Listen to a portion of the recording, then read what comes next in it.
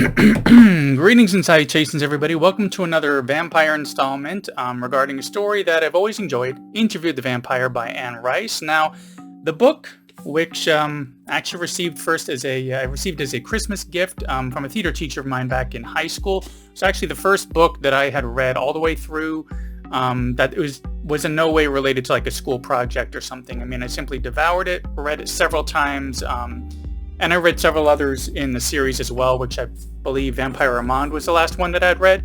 And I also reread several of them, including this one 3 or 4 times over the years. Now, of course, when the Tom Cruise and Brad Pitt film came out, I was skeptical. They changed the ages of the characters quite a bit and the look of some. And to fit stuff from the book into the film, they had to cut a lot of stuff from that story to just make it fit within a 2-hour film. Now, as far as that film goes, to my surprise, I really enjoyed it. I thought they did a great job with the cuts that they had to make. And even though the ages weren't quite right, everything worked with what they had to do with that film. And I really felt that the actors got the essence of what those characters were within those portrayals. So when this series came out, when it was announced, I was interested to see what they would be able to do with having more time to tell this story, and then I saw some of the changes that they planned to do. First, Claudia and Louis are black. Second, all the characters are still aged up, some of them even more so, and they change a time frame to around 1910, which of course is good because the original story took place when there's still slavery going on, so the Louis thing wouldn't have really worked out anyways. But I realized before even watching it that perhaps all these changes are for the better. Not that there's anything wrong with, telling the story as in the same time frame as the book, or even trying to be more true to the character ages, which, could have been especially difficult for the character of Claudia, as I believe in the book her character wasn't even 7 years old yet before she was turned and so on. But it reminded me of about 5 years ago when I tried to kind of like reread the Harry Potter books. I'd found them to be very boring because I'd read them a few times already and I'd seen the film several times. With Interview the Vampire, it's the same kind of thing. Even though it's been about 20 years since I last read any of them, I'd read the first about 4 times and at least 3 times for a lot of the others, plus seen the movie several times. So why would I even want to see that story attempted to be remade again, whether it's film or television, or read the book again? I've seen it so many times. But in this case, the change was definitely welcome. But, would it work for the overall story? So if they made those age, race, and time frame changes, would the rest of the story actually even be represented well? Would it even matter? Well, they gave it a shot, and it worked. Absolutely, it worked. Surprisingly well, it worked, actually. So we still get this really gorgeous New Orleans, and the events leading to Louis losing his faith and borderline seeking death, like they did in the first film. They were able to bring that across, but also like in the book, there was heavy influence by events surrounding his brother, as well as some of the stuff they had to trim out of the book, for the film. They were able to go into more detail with that, as well as more stuff about his family in general and what's happened to him being turned into a vampire. So they kind of had more time for that, even though they made a lot of other changes. Another huge change, which I feel, made the story much more engaging, is more about our interviewer himself. So they did change some other stuff about the time frame, because in this interpretation, this interviewer had interviewed him originally in the early 70s, in 1973, I believe. And now it's supposed to be 50 years later. He's getting more info, clearing up some things, getting a new take, kind of filling in the blanks. So they have this established relationship. So it's not really a sequel to the movie or the book, but just if you consider where that interview happened, now they're doing a follow-up decades later.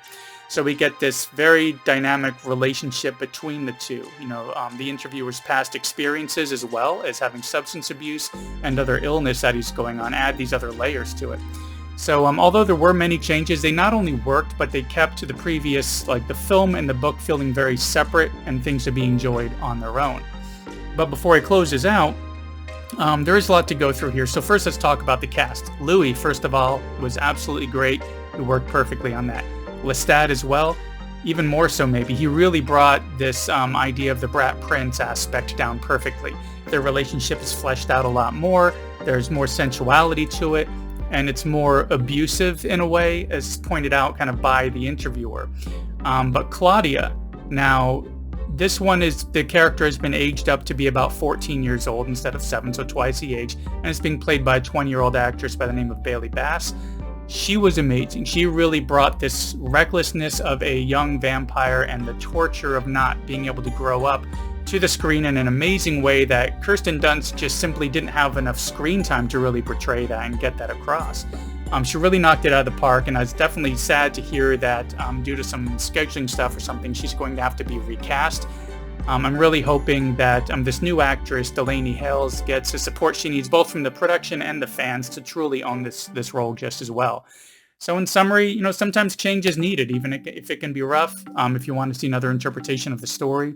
But if you're open-minded and go into this one, they perform the right kinds of changes in this. It definitely works out well by the end of this season, and perhaps even better than the previous interpretation, with the other film or with the Vampire Lestat, or I guess they just skipped over that and did the Queen of the Damned movie.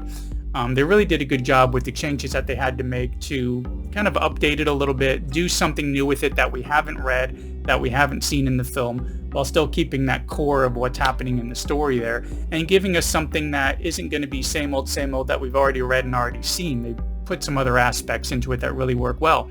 So now the book, the film, and the show definitely feel like separate entities with the same ideas and inspirations behind them, making all of them, and especially and more recently this series, more than worth checking out.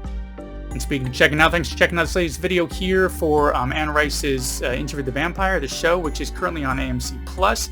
Now, as of this video, it's also available on Max. They did move some of their content over there, so if you have a subscription to Max, which used to be called HBO Max, you can also check it out there as well. So if you're interested and you read the book, or you've seen the film and you enjoyed the story and want to see what they're doing with this interpretation, it's definitely worth heading on over to check it out. Anyways, thanks for coming by for another little vampire entry here for this spooky October as I try to put out a few more videos than usual. Be sure to like and subscribe and share everything around, and I will see you in the next one.